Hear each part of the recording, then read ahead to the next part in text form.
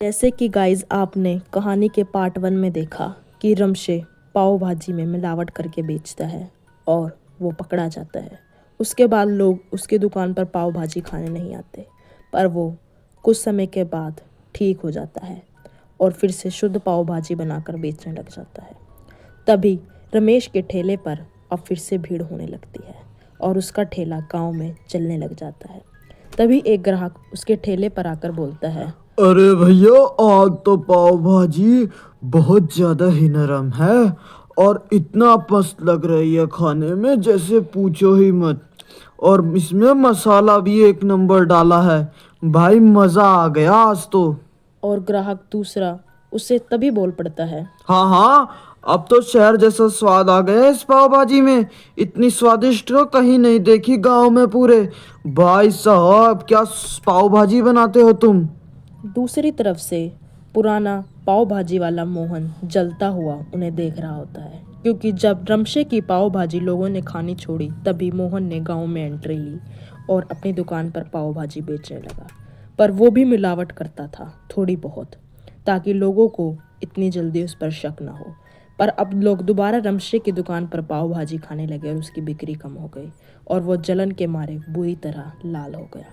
मोहन बड़बड़ाते हुए बोलने लगा, ईमानदारी का नाटक करके नाम कमा लिया। जब तक इसका नाम नहीं था मेरे पे ही आते थे सब पाव भाजी खाने। अब जरा सा मेरा क्या काम डाउन आया, ये तो कमाने ही लग गया। मोहन रमेश की दुकान पर गया और वहां जाकर रमशे से बोला, अरे रमसे भाई, इतना खर्चा क्यों? थोड़ा समझौता कर लो। क्या ही चला जाएगा इतना ईमानदारी कर कर तुम्हारा। थोड़ा लालच करोगे तभी पैसा कमा पाओगे। ईमानदारी से पाव भाजी के पाव नहीं आते और मसाला नहीं खरीदा जाता उससे। तभी रमशे उसे टोकते हुए बोला, समझौता नहीं भाई, अनुभव है भाई, अनुभव। मोहन मनी मन सोचने लगा, अगर खुद नहीं फंसा तो बदनाम कर दूंगा इसे कि इसकी पाव भाजी में मिलावट फिर से शुरू हो गई है और ये अजीब अजीब मिसाले, सस्ते सस्ते मसाले और सस्ते पाव फिर से खरीदने लगा है। ऐसे तो ये फिर से बदनाम हो जाएगा। गांव में अब बातें फैलने लगी। औरतें एक दूसरे से बातें करने लगी, सुना है रमशे फिर से मिलावट करने लगा है और पाव भाजी में गंदा तेल और सस्ती इस्तेमाल की चीजें यूज करता है और फिर से हम लोगों की सेहत के साथ खिलवाड़ कर रहा है। दूसरी औरतें भी एक दूसरे से बातें करती हैं, सच? फिर तो खाना बंद करना पड़ेगा रमशे की पाव भाजी को। हमें तो पुराने मोहन की दुकान ही जाना पड़ेगा, वो ही सही था। हमने रमशे पर क्यों ही भरोसा कर लिया। एक बार जो इंसान लालच करता है वो कभी नहीं बदलता। अब पता नहीं हमने जो ये खाया है हम लोगों की सेहत के साथ क्या खिलवाड़ होगा। अब गांव में इसी तरीके की बातें फैलने लगी। रमशे को इन सब बातों का गांव वालों से पता चला और खबर मिली। रमशे गांव वालों के पास गया और बोला, अगर शक है तो सामने आकर पूछो ना, किसी और की बातों पे क्या विश्वास कर रहे हो, जब मैंने तुम्हें पहले ही बता दिया था कि मैंने लालच छोड़ दी है और ईमानदारी के रास्ते पर चल पड़ा हूँ। फिर भी तुम लोग अब मुझ पे शक कर रहे हो, तो देख लो ना मेरी कैसे पाव भाजी बनाता हूँ मैं। तभी एक ग्राहक बोल पड़ा, अरे भैया, देख तो ले, पर डर लगता है अब कहीं फिर से हमारी सेहत के साथ खिलवाड़ हो गया तो। पिछली बार देखा था ना, डॉक्टर के पास जाना पड़ गया था, बच्चे एडमिट हो रहे थे। अब नहीं फिर से, भैया माफ कर दो हमें, अब नहीं खानी ये।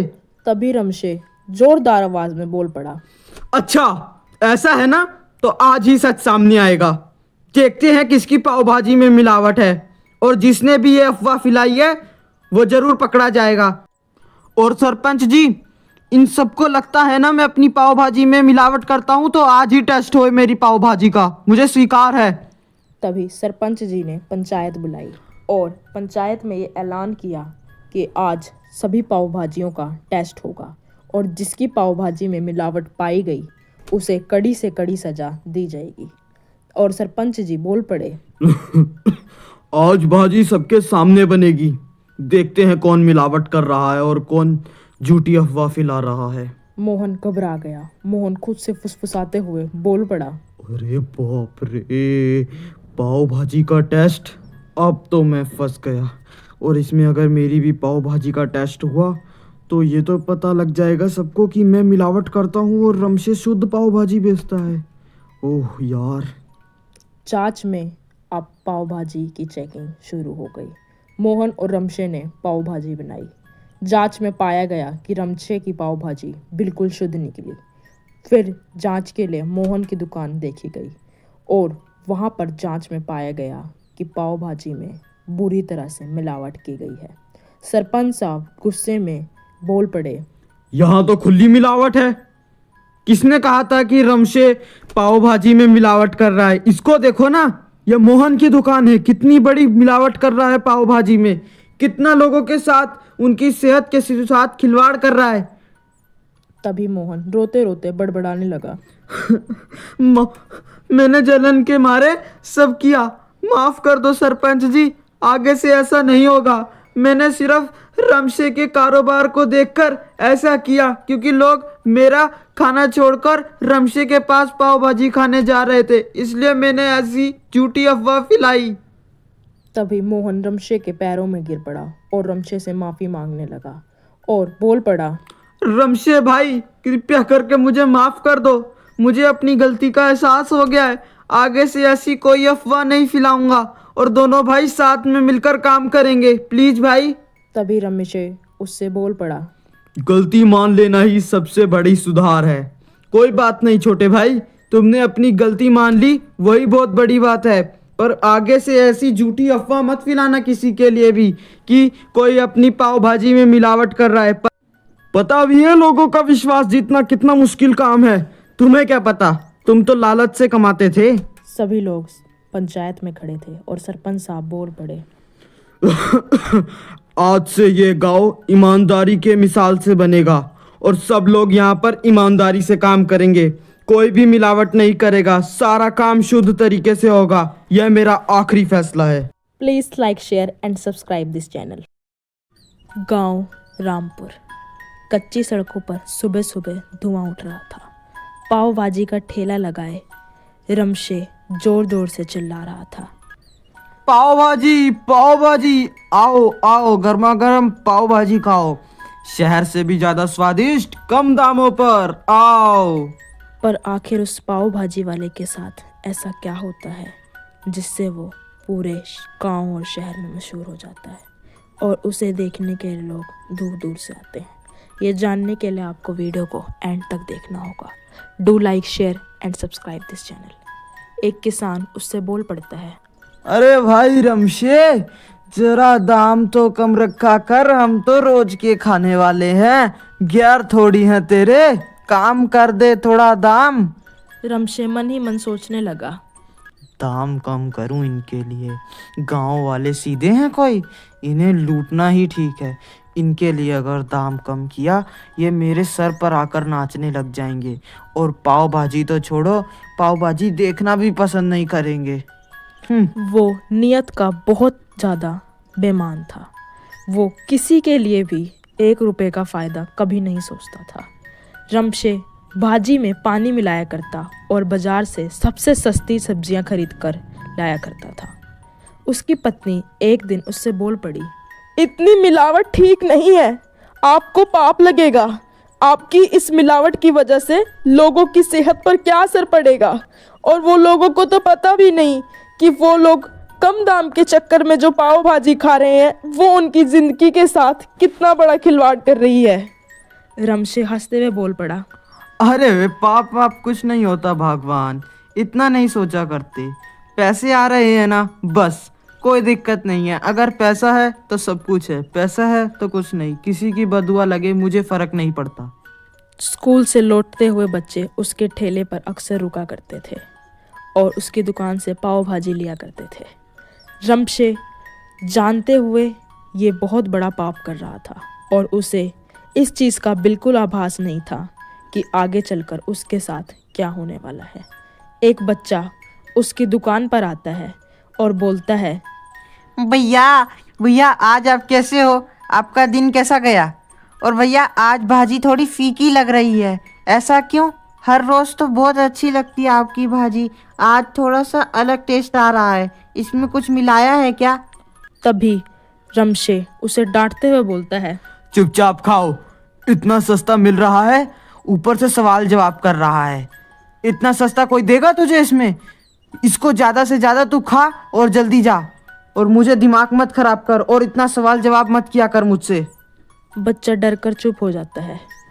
रमशे उसे बहुत बुरी तरह डांटता है क्योंकि अब उसके अंदर लालच सर कर चुकी थी। एक बूढ़ा बाबा उसके ठेले के पास आकर रुका और बोला, बेटा, लालच इंसान को अंदर से खोखला कर देती है और लालच करना बहुत बुरी बला है। लालच में इंसान इतना गिर जाता है कि कोई सोच भी नहीं सकता। मैं तुझे पहले ही बता रहा हूँ।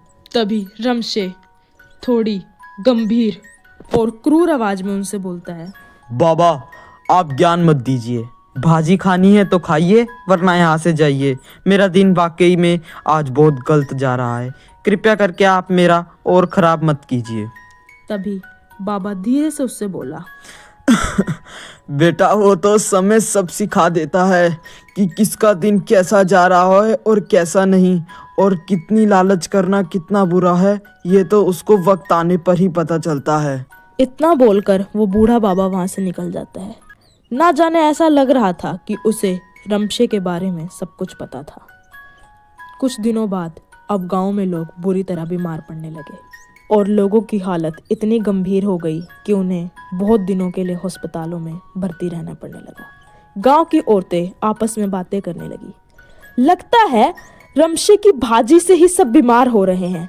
सुनने में आया है कि अब उसकी भाजी में से अजीब सी बदबू भी आती है और गांव के लोग जो उसकी भाजी रोज खाते थे अब बंद करना होगा। वो लोग सरपंच जी के पास जाते हैं और बोलते हैं, सरपंच जी, हमें लगता है कि रमशे की पाव भाजी की जांच होनी चाहिए और पता करना चाहिए कि आखिर क्या है जिसकी वजह से उसकी भाजी में से इतनी ज़्यादा बदबू आती है। सरपंच जी उसकी भाजी की जांच के लिए उसकी दुकान पर पहुंच पड़ते हैं और वो देखते हैं, ये तो मिलावट है। गांव वालों की सेहत से तू खिलवाड़ कर रहा है। क्या कर रहा है ये रमशे? पैसे की लालच में इतना डूब गया कि गांव वालों की सेहत का ख्याल नहीं रख रहा। इतना गिरा हुआ इंसान कैसे बन सकता है तू? रमशे कांपते हुए बोल पड़ता है, मुझसे गलती हो गई सरपंच जी, मुझे माफ कर दीजिए। गांव वालों की मदद से ही मैं यहाँ तक पहुँचा और मैंने अपने ही गांव वालों की सेहत से खिलवाड़ किया। मुझे माफ कर दीजिए, मैं लालच में आ गया था जिससे मुझसे इतनी बड़ी गलती हो गई। मुझे माफ कर दीजिए। अब रमशे का ठेला बंद हो गया। हर घर में से लोग उसकी दुकान पर जाने बंद कर दिए। घर में खाने को भी अब कुछ नहीं था। रमशे की बीवी की आंखों में आंसू थे। वो उससे बोल पड़ी, मैंने तो पहले ही कहा था, मगर आपने मेरी एक नहीं सुनी। मैंने आपको कहा था कि गांव वालों की सेहत से खिलवाड़ मत कीजिए। तभी रमशे रोते हुए बोला, लालच ने सब कुछ छीन लिया, कुछ नहीं बचा मेरे पास। इतनी लालच कर दी कि लालच में मैं गिरा हुआ इंसान बन चुका हूँ और कोई मुझ पे भरोसा नहीं कर रहा। मैं क्या करूँ अब? कुछ महीनों बाद रमशे फिर ठेला लगाता है, पर इस बार ईमानदारी से। रमशे जोर जोर से चिल्लाता है, अब शुद्ध भाजी, सही दाम, भरोसे के साथ, कोई मिलावट नहीं। आओ आओ, भाजी खाओ, बहुत स्वादिष्ट भाजी। एक ग्राहक यह देखते हुए उसकी दुकान पर आया। आदत बदलना सीख लिया क्या? देखते हैं कब तक तू अच्छी भाजी बेचता है। रमशे चुपचाप मुस्कुरा दिया क्योंकि उसने जो किया था अब उसे लोगों के ताने तो सुनने ही पड़ेंगे। कुछ लोग हंसते हुए उसके पास आए और उसकी बेइज्जती करने लगे, पर वो कुछ ना बोला। एक गांव वाला बोल पड़ा, आज मिलावट नहीं डाली क्या? आज स्वादिष्ट लग रही है देखने में। लगता है सुधर गया है बेचारा। गांव के सरपंच ने इतना बुरा जो डांटा है इसे। हर कोई रमशे का आते जाते मजाक बनाता, पर अब उसे ये सब सुनना पड़ेगा ही। रमशे शांत स्वर में जवाब देता, भाई साहब, गलती समझ आ गई है। गलती एक बार होती है, बार बार नहीं। अब धोखा नहीं, बहुत अच्छी और स्वादिष्ट भाजी खिलाऊंगा आपको कि जिससे आपका दिल खुश हो जाए, ईमानदारी के साथ। अब उसकी आवाज़ में सच्चाई लगने लगी थी। ईमानदारी से उसकी दुकान पर अब लागत भी बढ़ने लगी थी। उसकी पत्नी उससे बोली, आज मुनाफा नहीं हुआ क्या आपको? तभी रमशे बोला, नुकसान चलेगा, आत्मसम्मान चाहिए, और आत्मसम्मान नहीं तो कुछ नहीं। और मुझे लालच से अब नहीं करना कोई काम, अब मुझे ईमानदारी से फर्क पड़ता है, लोगों का भरोसा जीतना है मुझे सिर्फ। अब रमशे को ये बात समझ आ गई थी कि उसे मुनाफा हो या ना हो, पर वो अब ईमानदारी का रास्ता नहीं छोड़ेगा। शहर का एक सप्लायर उसके ठेले पर आया और वो बोला, अरे रमशे भाई, इधर आओ, सस्ती सब्जी दूं, ज़्यादा कमाई होगी और कम लागत लगेगी। बोलो कितना किलो पैक करूं तुम्हारी? तभी रमशे के मन में फिर से एक द्वंद सूझने लगा। क्या वो फिर वही रास्ता अपनाएगा? पर वो चुप रहा। तभी एक बूढ़ा बाबा उसके रास्ते में आ गया और उससे बोल पड़ा, बेटा, फिर परीक्षा का समय है तेरा। अब तुझे देखना है कि अपने सच्चाई का मार्ग पर रहेगा या वापिस उसी लालच के मार्ग पर जाकर फंसेगा। ये तेरे हाथ में है, निश्चय करना। तभी रमशे उन बाबा से बोल पड़ता है, इस बार नहीं फिसलूंगा। गलती मुझसे एक बार हो गई। अब ईमानदारी से जब लोगों का भरोसा जीत ही लिया है तो ये काम करके अब फायदा नहीं। छोड़ो, नहीं चाहिए भाई तेरी मेरे को सब्जी, रहने दे। रमशे ने उस सप्लायर को सीधा मना कर दिया। रमशे उससे बोल पड़ा, पैसे से ज्यादा भरोसा जरूरी होता है भाई, और मुझसे ऐसी लालच मत कर तू कि मैं तुझे पैसे दे दूंगा और तेरे से सस्ती सब्जियां खरीद लूंगा। सप्लायर हंस पड़ता है और उससे बोलता है, तेरी मर्जी है, जैसा तुझे सही लगे। आखिर क्या होगा गाइस? रमशे क्या अपना विचार बदलेगा? जानने के लिए पार्ट 2।